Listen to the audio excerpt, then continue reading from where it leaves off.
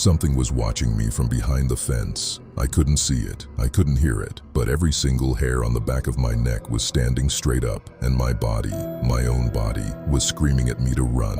I didn't run. That was my first mistake. My name is Daniel Hargrove. I'm a 34-year-old IT consultant from Portland, Oregon, and what I'm about to tell you is something I have never fully shared with anyone. Not my wife, not my therapist, not even my closest friends. Because every time I start to talk about it, I feel it again.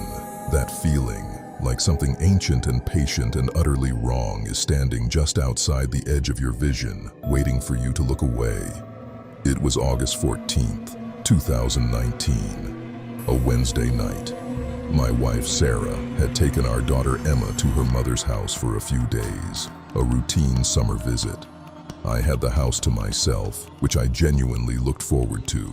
A few beers, some video games, maybe a late-night movie. Nothing unusual, nothing that should have ended the way it did. I remember I stepped outside around 11:30 p.m. to take out the trash. Our backyard is not large, maybe 40 feet deep, bordered on 3 sides by a 6-foot wooden privacy fence. We have a motion sensor light mounted above the back door. It's sensitive. Cats, raccoons, even heavy wind can set it off. So when it clicked on as I walked outside, I barely noticed.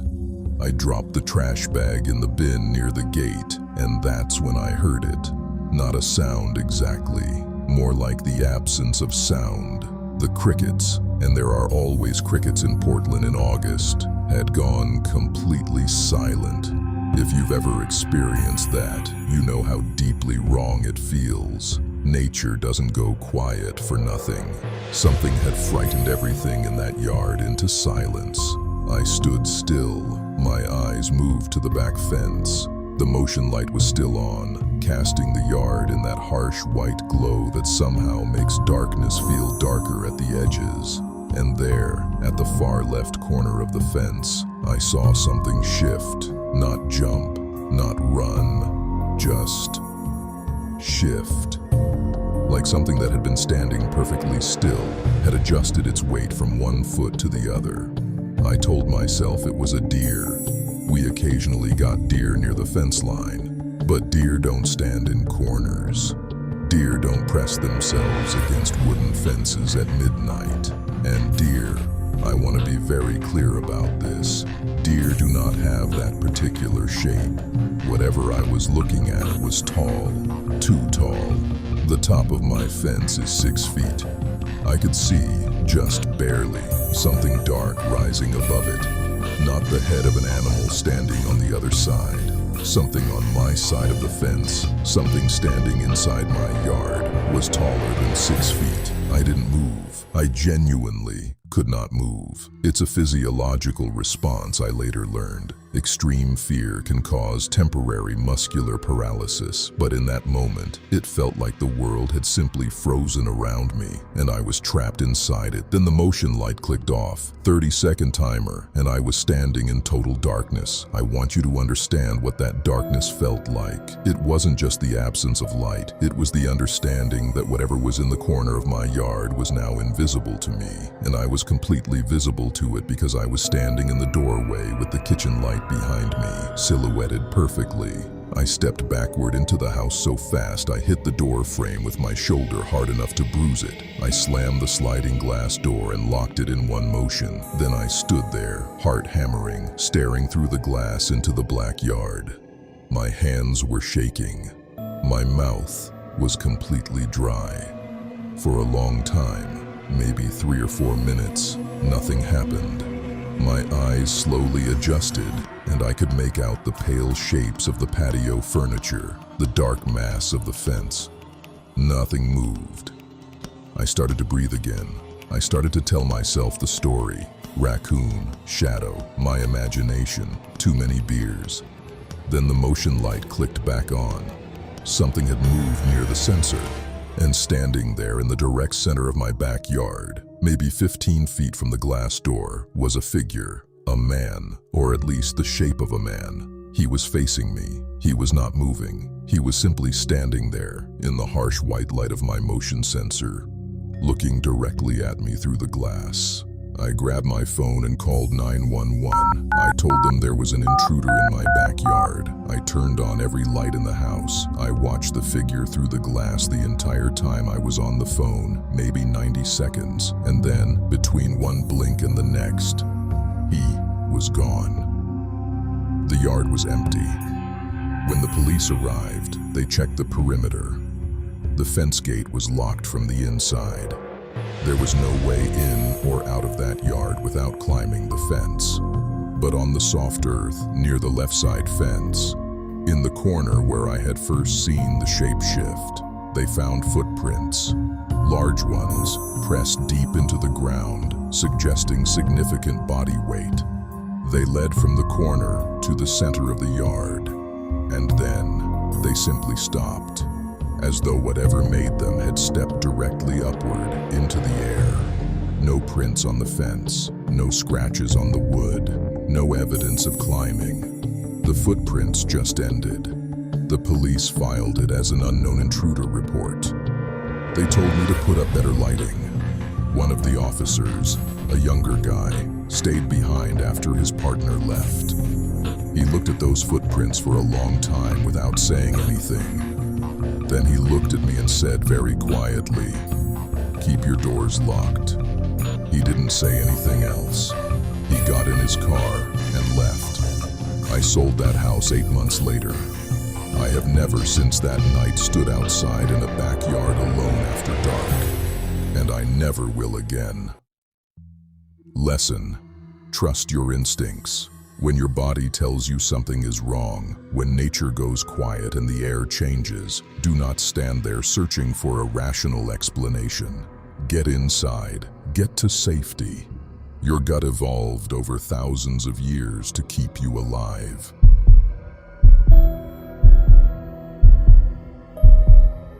She knocked on my back door at 2 in the morning, and something about the way she knocked, slow, deliberate, 3 knocks with a long pause between each one, made me feel like I was being tested, like whatever was on the other side of that door was not knocking to be let in. It was knocking to see if I was home.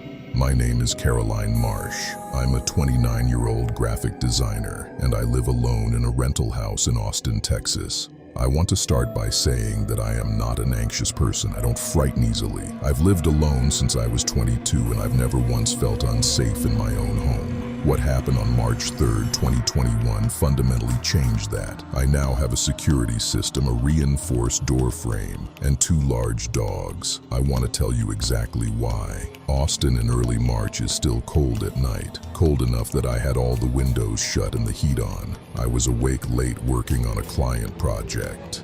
Sitting at my desk in the spare bedroom, headphones on, music playing. At some point around 2 a.m., I took my headphones off to get a glass of water, and that's when I heard it. 3 knocks, coming from the back of the house. I live on a corner lot with a decent-sized backyard, surrounded by a 6-foot wooden privacy fence, very common in Austin. The back door is a solid wood door with a small window at eye level, and it opens onto a concrete patio. Nobody has a reason to be at my back door at 2 in the morning. My friends know to call first. I don't have a roommate. I'm not expecting anyone. I stood in the kitchen and listened. Silence. Then 3 more knocks. Same rhythm. Slow. Deliberate. 1 knock. Pause. 2nd knock. Pause. 3rd knock. I picked up my phone and turned on the flashlight, pointing it toward the back window. From my angle, I could see the patio light was off. I'd turned it off hours ago. The window in the door just showed black. I crept toward the door, angling myself to see through the glass without being directly in front of it. There was a woman standing on my patio. She looked to be in her mid-30s, dark hair, wearing a light jacket that was completely wrong for the temperature. She was standing very straight, arms at her sides, and she was looking directly at the door. Not at me. I don't think she could see me in the dark, but at the door itself, as if studying it. My first instinct was panic, followed quickly by the logical thought, Maybe she's hurt. Maybe she's in trouble. Her jacket was thin. It was cold. Maybe she'd been in an accident, wandered here, needed help. I almost opened the door. I want you to understand how close I came. Instead, I called out through the door. Who are you? What do you need? She didn't answer immediately. There was a pause of at least 5 full seconds. Then she said, in a voice that was completely flat, no emotion, no urgency, no fear, she said, I'm sorry to bother you. I just need to use your phone. Now, I know that sounds completely normal. People ask to use phones, but there was something about her voice that was profoundly, deeply wrong. I cannot fully explain it. It was like hearing a recording of a human voice rather than an actual human voice. It had the right words, in the right order, but none of the texture of real speech, none of the breathiness, the slight pitch variation, the unconscious human music of language. It was flat, mechanical, like a voice synthesizer that had learned what words to say but not how people actually say them. I told her to call 911 if she needed emergency help, that there were neighbors on both sides, and that I wasn't going to open my door. Another long pause. Then she knocked again, same 3-knock pattern, and said exactly the same thing, word for word. I'm sorry to bother you. I just need to use your phone. I stepped back from the door and called the police. I told them there was an unknown woman in my backyard at 2 a.m. who would not identify herself and would not leave. They said they'd send someone. I kept watching through the window. She stood on the patio the entire time. She didn't pace. She didn't look around. She didn't pull out a phone or look down the street. She just stood there, arms at her sides, facing the door, perfectly still, for 22 minutes. When the police flashlight lit up the patio, she was gone. They checked the yard. The fence gate, same as in stories like these, was latched from the inside. No sign of how she'd entered or left. One officer asked me if she could have climbed the fence, and I said it was possible, but I didn't see her move at any point.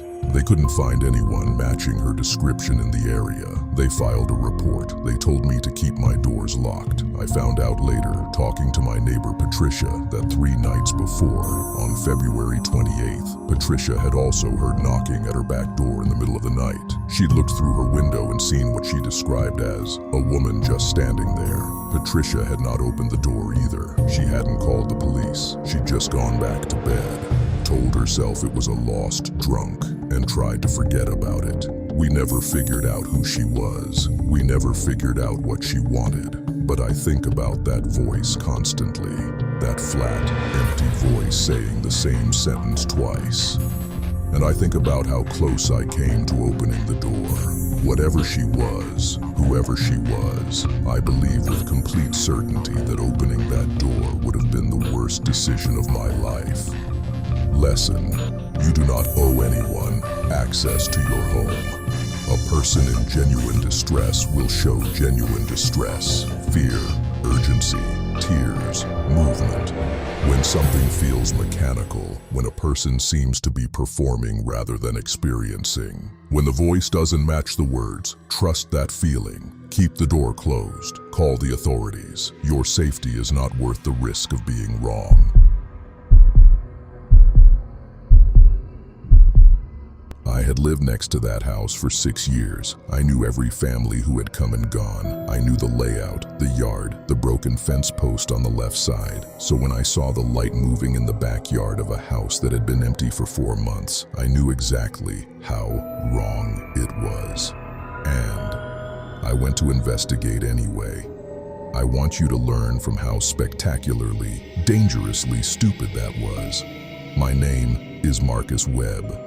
I'm a 41-year-old high school history teacher in Columbus, Ohio, and I have 2 kids and a wife who will be furious when she reads this because she has told me repeatedly that I have a hero complex. She's right, I do.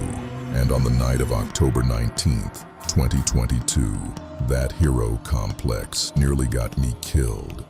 Our neighborhood, Holloway Circle is a quiet residential street, mostly families, mostly people who've been there for years. The house to our right, 14 Holloway, had been vacant since June. The previous tenants, the Lindqvist family, had moved to Minnesota for work. The property management company had listed it for rent but hadn't found new tenants. 4 months, empty and quiet. I was in my own backyard that October evening, maybe 9:45 or 9:50 p.m., finishing up some late yard work, putting the garden to bed for fall, pulling up the last of the summer plants. It was dark, but our yard light was on and I'd been working comfortably for about an hour. My yard backs up to the back corner of the Lindqvist property, separated by a low chain link fence. I noticed the light by accident. I'd bent down to pick up a pile of clippings, and when I stood back up, there it was, a pale, yellow-white glow moving through the backyard of the empty house. Not a steady light, a moving one, like someone carrying a flashlight, walking slowly from one side of the yard to the other. My first thought was, vandals, kids breaking in. It happens in empty houses, broken windows, graffiti, sometimes worse. My second thought was, I should call the police. My third thought, which I am not proud of, was, I'll just go look. I told myself, I'd stay on my side of the fence. I'd just get close enough to see who it was, get a description, call it in. That was the plan. Reasonable, responsible, contained. That was the plan. I crossed my yard quietly and crouched at the chain link fence. From there, I had a clear view of the Lindqvist backyard. The light was still moving, slow, methodical sweeps from left to right, like someone searching for something. As my eyes adjusted, I could make out a figure holding it, tall, wearing dark clothing, moving with deliberate, patient steps through the overgrown grass of the empty yard. I watched for maybe 2 minutes. The figure never looked up, never looked in my direction, just kept moving that light back and forth, back and forth. And here is where I did the irredeemably foolish thing. I leaned over the fence. I said, Hey, this property is vacant. What are you doing back here?" The figure stopped. The light stopped. For a full 3 seconds, nothing moved. Then, very slowly, the figure turned toward me. The flashlight came up, pointed directly at my face, blinding me completely. I threw my arm up to block it. And in that moment, while I was blinded, I heard footsteps, fast ones, moving not away from me, toward me, directly toward the fence, directly toward where I was standing. I ran. I want to be clear. I'm a 41-year-old man who played football in college, and I ran like I was 19 years old, and my life depended on it, because I genuinely believed it did. I got through my back door and locked it in about 4 seconds. I stood in my kitchen shaking, watching through the window.